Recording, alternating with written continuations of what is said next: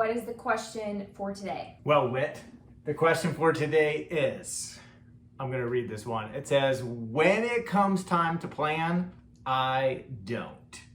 So will you tell me what planning looks like for you?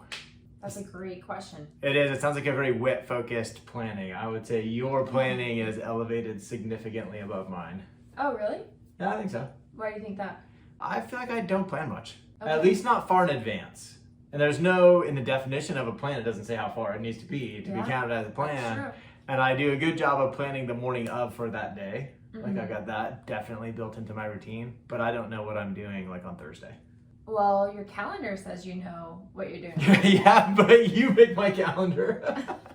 I'm excellent at executing the plan. Gotcha. I will tell you that. I am like top-notch plan executor, but a lot of times my plans come from over here.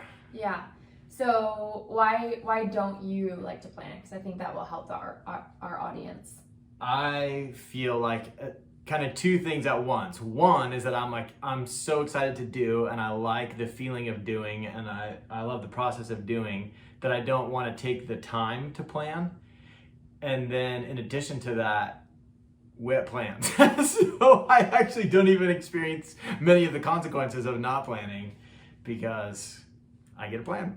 Yeah. In our business, we have the upside of me being the planner and you getting to just execute that, which is nice. Are there any areas though of your life that you want to plan more or wish you were more of a planner? Well, recently we made an adjustment about planning for backpacking trips. Yeah.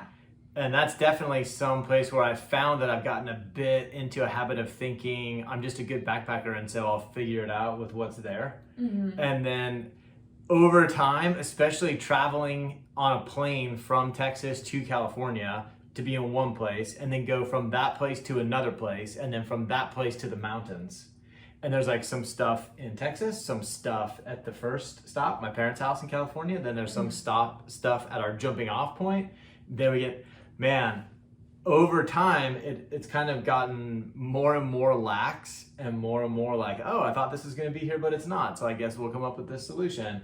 And just sort of realizing on our last trip that I think it was starting to diminish my experience from not just taking the time necessary to go ahead and lay it out and plan it. For me, not having some of the proper gear out there is frustrating. I'm like, oh, I've already learned this. Why didn't I take the time to plan it out so that when it came time to putting it together, I really knew what I wanted and why I wanted it? Yeah, I would say for me, the experience is actually mostly your experience that I'm not liking when I'm out there. Because I'm defaulting to my pattern.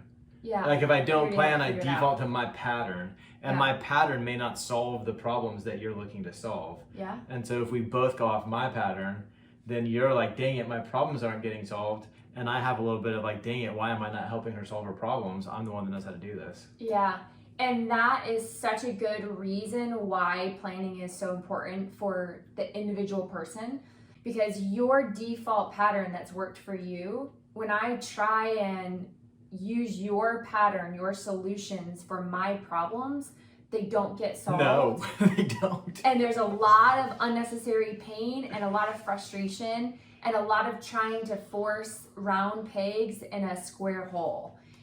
And so I love that you just said that, because when we start to create a plan, not a good plan, not a perfect plan, but just create a plan, we start overcoming or noticing problems that if we didn't take the time to stop, pause, plan, now execute the plan, those problems and obstacles don't have a chance to come up. The plan is to help reveal some of those obstacles so that you can start to learn to overcome them in the future. And now you see why she plans so much. Listen to that love affair with planning. And she loves a good plan. She knows the value of a plan. And joking aside, it really is one of the ways that you do help yourself plan, is you make sure that you educate yourself on why would you be doing this in the first place. And I want to share with you all though that I never planned prior to probably my weight loss journey. I always did everything by the seat of my pants, so much that I would move probably every 6 months or a year, depending on the lease. I had a hard time keeping jobs. I had a hard time being in relationships because I liked change. I liked freedom. I liked spontaneity so much that the idea of a plan felt really claustrophobic. And now, being someone who really thrives off plans, the only difference is my understanding of the purpose of a plan and the meaning behind errors and failures when I don't follow the plan that I had created. And I think even in the actual making the plan, I mean, this person is talking literally about how do I make one? And it's, yeah, we've done some videos on how do I follow it, how do I follow through with it, and errors there, but like, how do I make this thing? And I think that's one of the keys, is that Whit's talking about making a plan that may not be the plan you use. Correct. And I can remember that I got into a habit of not planning when I was teaching, because I would make a plan over the summer, and then by the time I got to the school year, that plan was out the window. And the error in my thinking was that the previous plan was wasted.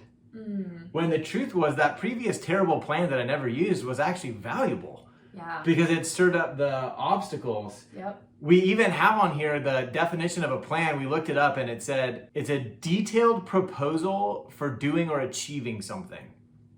Nowhere in there does it say it's good, it's efficient, it gets there, it's perfect. Like, none of those things are listed. Yeah. It's detailed, it's a proposal, and it's trying to achieve something. That's it. And I think even that word detailed felt really overwhelming when I was not a planner. And so that also, not that someone told me what that definition was, but the idea of, I have to know the specifics, I have to put a time on it, it has to be measurable, or now I'm overwhelmed. Now I'm just going to avoid how can I know all that stuff? Avoid setting goals. Yeah, it's way too much information that I don't know. Making a plan is just giving yourself permission to make decisions that you know you're going to probably change in the future.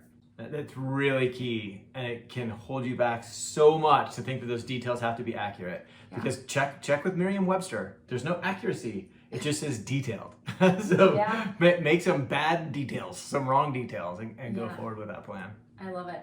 I think one of the other pieces is I get so busy that I end up not making a plan because I'm busy being busy.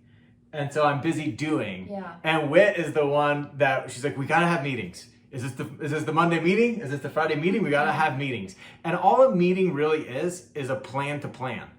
Like you plan a time to plan. Plan to plan. We gotta have that valued somewhere in there because we've got to slow down enough to make the plan. I know that we plan together our Monday, Fridays, but when do you have a plan to plan? Like, is there a time in your schedule where it says plan on your plan? Yeah, I would say in the mornings, before I start work, I plan what I'm going to eat. I just go over my schedule for the day and then look at what goal I have for the month or the week. You also do a really good job with our calendar. She will hit that repeating event button. I noticed that I'm hesitant to commit like that, but it's like, yep, this is a repeating event. It's in there, and I go try to move it on my calendar, and it's like, are you moving this just once, or are you moving it forever? Yeah. I'm like, oh, dang it, this one's a repeating event. And so that's one of the things that we are saying, like, I look at my calendar in the mornings. I do that also. I'm like, what is on my calendar? I check it in the morning and see. Then I kind of make a plan of how am I going to attack what's on here. But some of the things on there are repeating events. And so as we go further, as we do this longer, as we've had a Google Calendar for more time, there are more repeating events on there. And it starts to build itself. It becomes more systematized as we go along. That's been a cool way to see it too. Yeah. And I remember listening to Tim Tebow's book about how he is a... Tim Tebow. Why are we going to talk about Tim Tebow? Because he's awesome. Jake's just a little jealous because I definitely have a little crush on... Yes, she does have a crush on Tim Tebow. Tim Tebow. He was saying that he is never attached to his plans so much that there's no flexibility. And I really liked that because I like knowing that my plan is there for me to have trust that I've already thought out the choices that I'm making that are working toward my goals, but that if something comes up in our family, or even just we choose that we want to override this in our plan, that our plan isn't what we put on the pedestal. We're not putting all of our trust in the plan. We're having the plan there, knowing that life is lifey, and when we want, we can change it. And that just gives me a lot of freedom and peace of mind from someone who has a lot of big goals. Tim Tebow. Yeah, we know it's Tim Tebow. You mentioned it. You don't need to say it again. And just hearing how he approaches his plan and life just happening. So one of the last things I would throw in there is probably if I look at when I don't make plans, one of the places I hesitate to make a decision is about how I'm going to work out in the morning. I'm either going to lift, or I'm going to run, or I'm going to stretch. And I'm like, which one am I going to do tomorrow? I don't know. I worked out this day. I might be sore this day. What am I? And I'm like hesitating making the plan. Mm-hmm. But not if it's volleyball. If I get the text from Joel and he's like, volleyball Thursday, I'm like, yes, commit. I'm in, and I'm going to go do that because it is a workout and it is early. It's actually waking up earlier for me than on the other days, but it's fun. I look forward to it. I love doing it. And so that's sort of my third tip is if you find that you're hesitating making a plan, maybe it's because you're making bad plans. Make better plans. Throw some fun in there. Definitely. And you'll find that when you're planning stuff that you want to do, then the idea of planning is way more attractive. Yeah, and I would even say to plan that first. Whether you're planning your day, you're planning your business, you're planning your food, make sure that you know first and foremost when you are putting in the enjoyment aspect, and then plan all the I want to's or I have to's. That's like a way to trick yourself into starting planning. Yeah. You're like, all right, what's my fun gonna be this week? And then you start planning, you're like, okay, now where's work gonna fit in? You're like, oh, I got tricked. All of a sudden I'm planning. Yeah.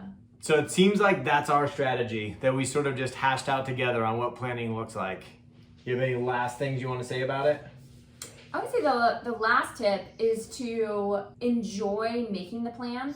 And so that could look like creating nice little space that you like where you do your planning, or incorporating like coffee while you're planning, tea, being outside while you're planning, but really giving yourself an experience while you're planning that you're looking forward to. And that really is helpful. So you're saying if you had like a really nice planner, yeah, that maybe you'd want to go that route. With a hot cup of coffee that's topped with cinnamon and a nice light for your planning and a clean desk to plan on. I think we're getting some insight into how it makes this enjoyable. Maybe even some music while you're planning.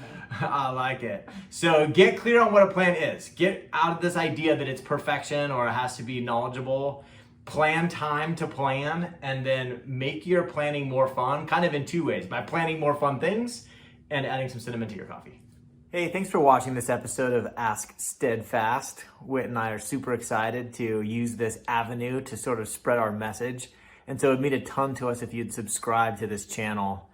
Additionally, if you have any questions you'd like to see addressed in future episodes, whether serious or funny, we'd love to see those in the comments. So leave that in the comment below, and we'll see you in the next one.